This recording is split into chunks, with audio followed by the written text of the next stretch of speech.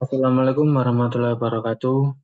Di sini saya akan mempresentasikan tentang sistem jaminan nasional.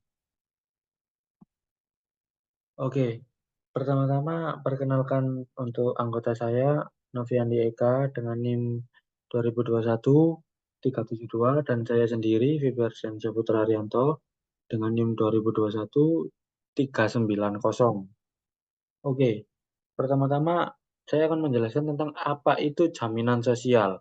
Jaminan sosial adalah salah satu bentuk perlindungan sosial untuk menjamin seluruh rakyat agar dapat memenuhi kebutuhan dasar hidupnya yang layak. Jaminan sosial merupakan suatu sistem untuk mewujudkan kesejahteraan dan memberikan rasa aman sepanjang hidupnya. Adapun makna kesejahteraan adalah adanya pendapat untuk membiayai hidup ketika seorang mengalami resiko yang berdampak secara keuangan.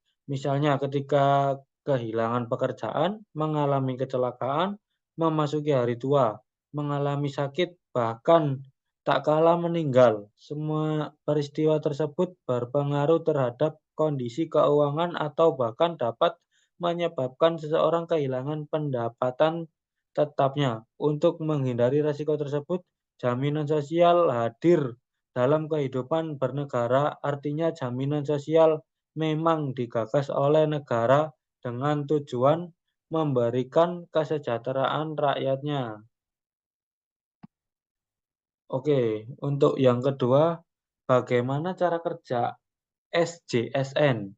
SJSN merupakan instrumen negara untuk mengulangi resiko berkurang atau hilangnya pendapat warga negara karena sakit, kecelakaan kerja, cacat total tetap, atau mencapai usia pensiun, bahkan meninggal dunia.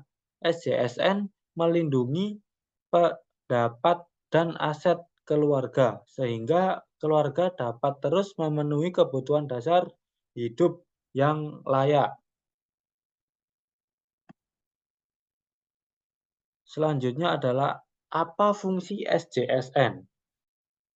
SJSN memiliki fungsi instrumen negara untuk mencegah kemiskinan serta memberdayakan masyarakat miskin dan tidak mampu. Instrumen negara untuk menciptakan pendapatan hari tua bagi peserta karena iuran jaminan hari tua pada dasarnya merupakan penangguhan sebagai pendapat di usia produktif untuk dibayarkan pada hari tua. Instrumen negara untuk redistribusi pendapatan dari peserta berpendapatan tinggi kepada peserta berpendapatan rendah melalui kebutuhan besar iuran yang ditetapkan sesuai tingkat pendapat untuk manfaat yang sama, serta adanya bantuan iuran bagi masyarakat miskin. Instrumen negara untuk meminimalisasi peredaran uang di masyarakat, uang primer untuk tujuan investasi jangka panjang melalui penguncian dana publik oleh program jaminan hari tua. Instrumen negara sebagai pengikat berdirinya negara Republik Indonesia karena adanya kepastian pemenuhan kebutuhan hidup dasar yang layak untuk mewujudkan persatuan bangsa dan kesejahteraan sosial. Untuk selanjutnya akan dijelaskan oleh rekan saya Noviandi Eka.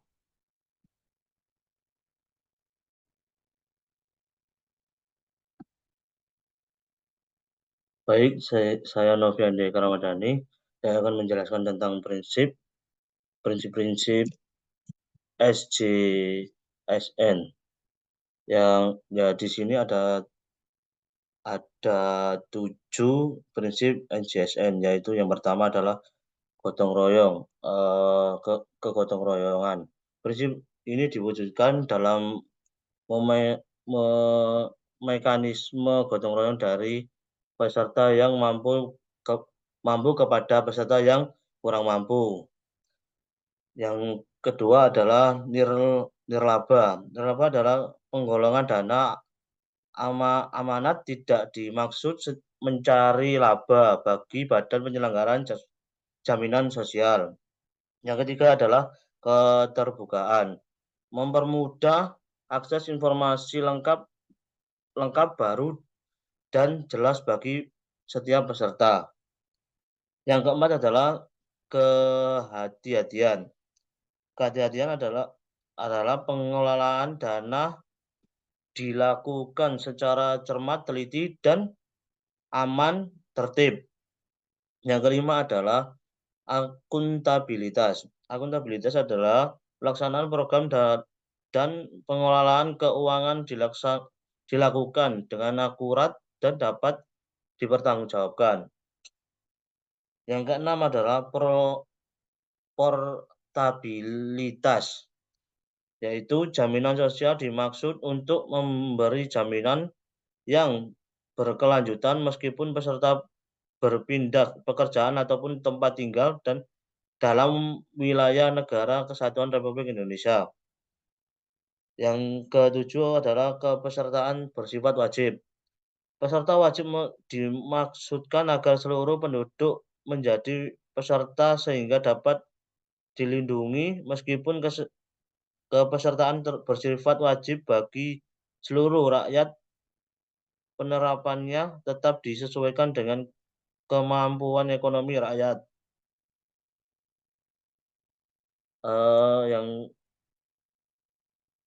Yang ini saya akan menjelaskan tentang UU SJSN menetapkan 5 program jaminan sosial. Yang pertama adalah jaminan kesehatan.